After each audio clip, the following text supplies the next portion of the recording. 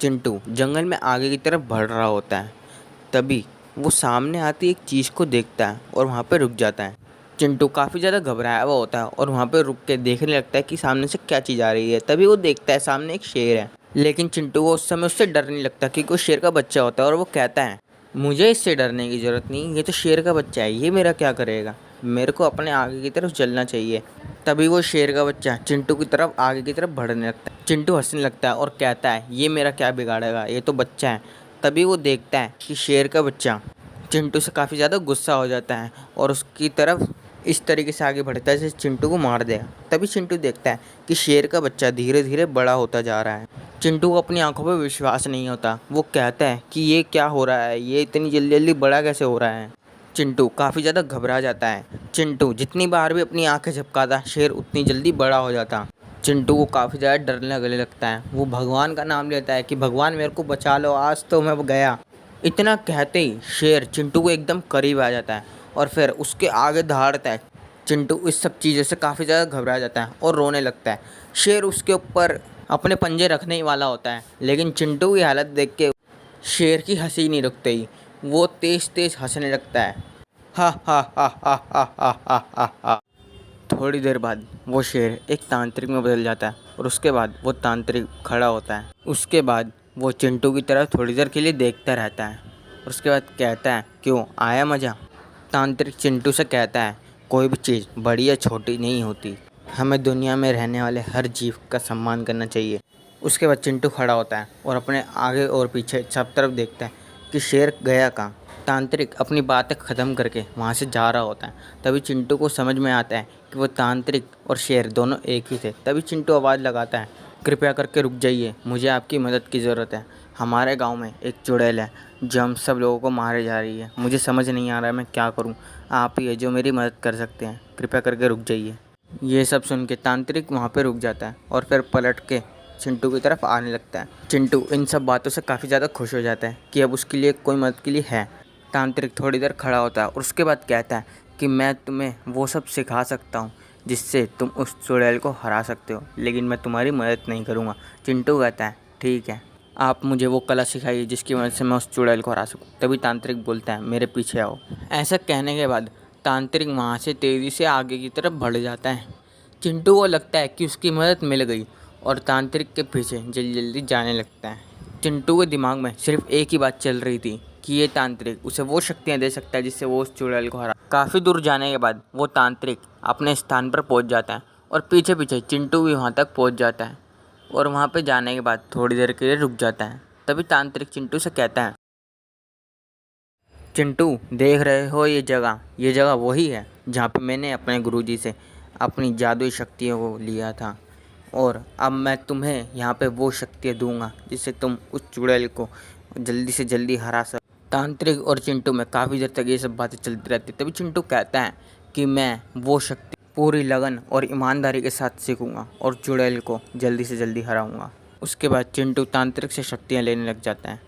10 साल बीत जाते हैं और उसके बाद चिंटू काफ़ी ज़्यादा बड़ा हो जाता है। चिंटू और तांत्रिक एक पेड़ के नीचे बैठे होते हैं। तांत्रिक कुछ मंत्र पढ़ रहा होता है और उसके बाद वो चिंटू से कहता है कि अब तुम्हारी शिक्षा पूरी हो चुकी है और तुम्हें अब जाना चाहिए उस चुड़ैल को हराने के लिए, और मुझे पूरा यकीन है तुम उस चुड़ैल को जल्दी से जल्दी हरा दोगे। बस अपने ऊपर और अपनी शक्तियों के ऊपर विश्वास बना के रखना। जाओ और उस चुड़ैल को हरा दो। और हाँ, अगर तुम्हें मेरी ज़रूरत पड़े कभी भी तो बस मुझे याद करना, मैं फ़ौरन वहाँ चला आऊँगा। चिंटू उसके बाद खड़ा होता है और कहता है, मेरे को अपने से ज़्यादा आप पे विश्वास है। आपने जो कुछ भी सिखाया है मैं उस शक्तियों का पूरा उपयोग करूँगा। और उसके बाद चिंटू वहाँ से चला जाता है और तांत्रिक कहता है, जाओ और चुड़ैल को ख़त्म कर दो। उसके बाद चिंटू वहाँ से निकलते हुए उसी जंगल में पहुँच जाता है। चिंटू जल्दी से जल्दी वहाँ तक पहुँचना चाहता है बस, और तेज़ी से दौड़ लगाते हुए वहाँ पे पहुँचता है। जैसे ही जंगल पार होता है तभी वहाँ पे शहर आ जाते हैं। चिंटू उस जगह को देख के थोड़ा हैरान हो जाता है क्योंकि वो जगह पहले से काफ़ी ज़्यादा बदल जाती है। और उसके बाद जब चिंटू अपने गांव की तरफ जाता है तो गांव में देखता है कि चारों तरफ कब्रें बिछी हुई है। चिंटू इन सब बातों से चौंक जाता है और वहाँ पे खड़ा होकर सब तरफ देखता है। चिंटू ये सब देख के काफ़ी ज़्यादा घबरा जाता है और उसके बाद कहता है कि कहीं मुझे आने में देर तो नहीं हो गई। ऐसा कहकर चिंटू काफ़ी ज़्यादा उदास हो जाता है और वहीं पे रोने लगता है और कहता है ये क्या हो गया, मुझे देरी हो गई। जब भी चिंटू खड़ा होता है और कहता है मैं आगे की तरफ जाता हूँ, कहीं कोई मेरी मदद का इंतज़ार कर रहा हो। और उसके बाद चिंटू वहाँ से दौड़ लगाते हुए जल्दी जल्दी आगे बढ़ता है। चिंटू के मन में सिर्फ एक ही बात होती है, उस चुड़ैल को किसी न किसी तरह से हराया जाए। गांव के बीच चुड़ैल ने एक औरत को घेर रखा होता है। वो औरत चुड़ैल से कहती है हमने तुम्हारा क्या बिगाड़ा है, और उस पर हमला करती है। तभी चुड़ैल को गुस्सा आता है और उसको लात मार के मार देती है। और उसके बाद कहती है इसके बाद तेरी बारी है, और उस औरत को उड़ाते हुए अपने साथ ले जाती है। वो औरत काफ़ी ज़्यादा रोने लगती है और बेहोश हो जाती है। चुड़ैल कहती है ये तो बेहोश हो गई, मैं इसको लेके चलती हूँ। और वहाँ से मंत्रों की मदद से उस औरत को ले जाती है और उसके बाद खुद भी वहाँ से जाने लगती है। थोड़ी देर बाद वहाँ पे चिंटू आता है और वो देखता है एक बूढ़ी औरत वहाँ रोड के बीच बेहोश होती है। तभी चिंटू भागते हुए जाता है और पुकारने लगता है उठिए उठिए, मैं आ गया हूँ, अब डरने की बात नहीं है। चिंटू के तेज तेज और लगातार कहने पे वो औरत वहाँ पे खड़ी होती है और चिंटू कहता है क्या हुआ, आप यहाँ पे बेहोश कैसे हो गई। तभी वो औरत उससे कहती है कि वो चुड़ैल अभी तक गई नहीं है और वो सबको मार रही हो, और रोने लगती है। चिंटू कहता है मैं उस चुड़ैल को मारने आऊँ। तभी वो औरत खड़ी हो जाती है और चिंटू कहता है मैं उस चुड़ैल को नहीं छोड़ूंगा, मेरे अंदर अब काफ़ी ज़्यादा शक्तियाँ हैं। तभी पीछे से वो चुड़ैल आ जाती है और चिंटू की बात सुनती है। वो बुढ़िया उससे कहती है देखो वो पीछे आ गई। चुड़ैल उसके पीछे आती है तेज़ी से और चिंटू को कहती है अच्छा मेरे को मारेगा। तभी चिंटू पलटता है और कहता है तुम नहीं बचोगी, मैंने काफ़ी ज़्यादा शक्तियाँ इकट्ठी करी है और मैं तुम्हें मारने आऊँ।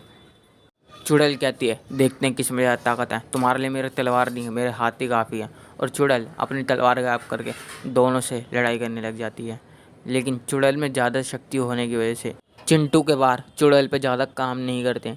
फिर चुड़ैल चिंटू को एक लात मारती है और चिंटू वहाँ पे बेहोश हो जाता है। हेलो फ्रेंड्स, मेरा नाम है सोमनाथ पचरवाल। अगर आपको ये वीडियो अच्छी लगी तो वीडियो को कर दीजिए लाइक, और चैनल पर नया है तो चैनल को कर दीजिए सब्सक्राइब।